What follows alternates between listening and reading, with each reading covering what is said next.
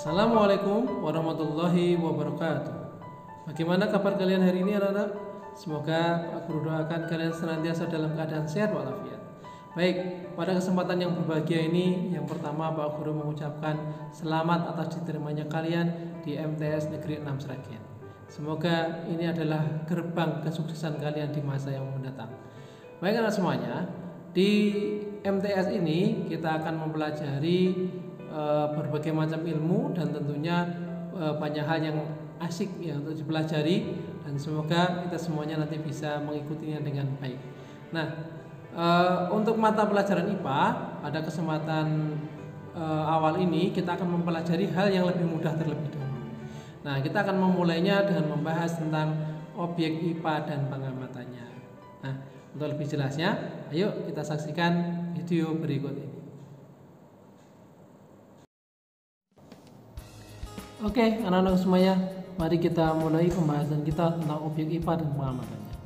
Baik, anak semuanya, di dalam kehidupan kita sehari-hari, kita sering melihat berbagai macam benda di sekeliling kita, gitu ya. Ada benda yang ukurannya kecil, ada benda yang ukurannya besar. Nah, anak semuanya, sebelum lebih lanjut kita mempelajari bab ini, maka Pak Guru ingin menyampaikan terlebih dahulu tujuan pembelajaran.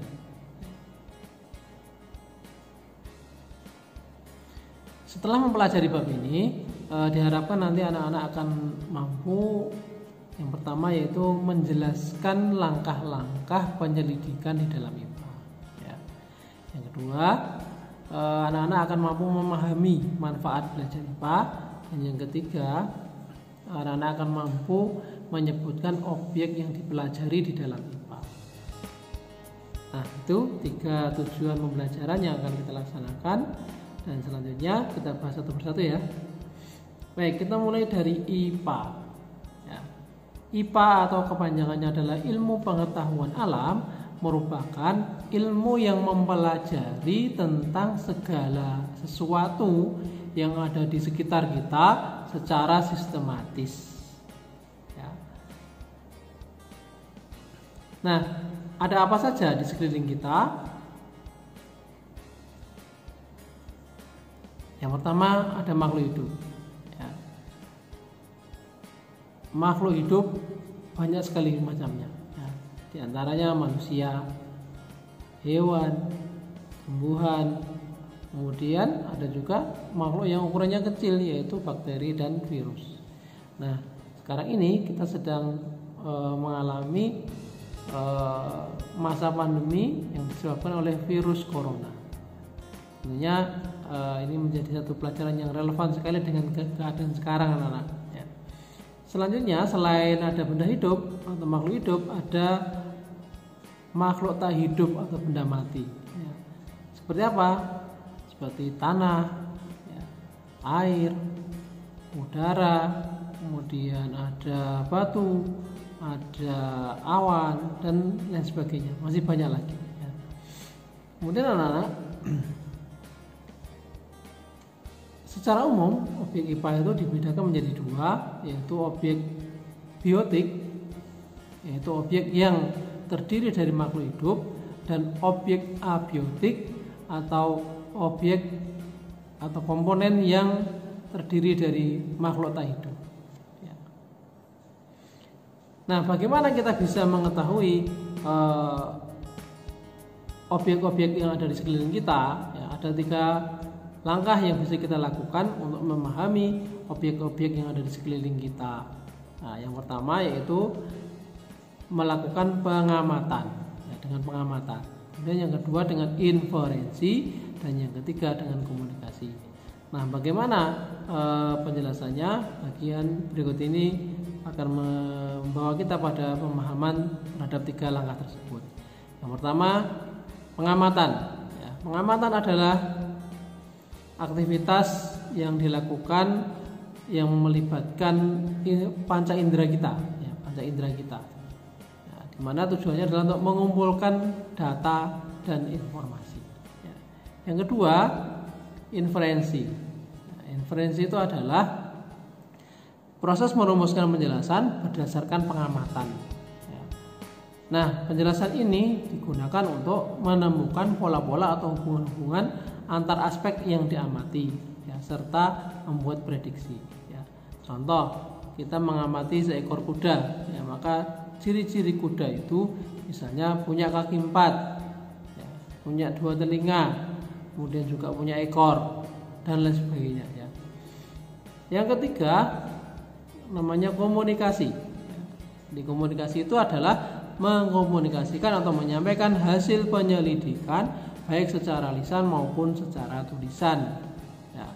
Nah, bentuk dari lisan atau tulisan itu nanti juga bisa berwujud berupa tabel, grafik, kemudian bagan, dan juga ada juga berupa kurva.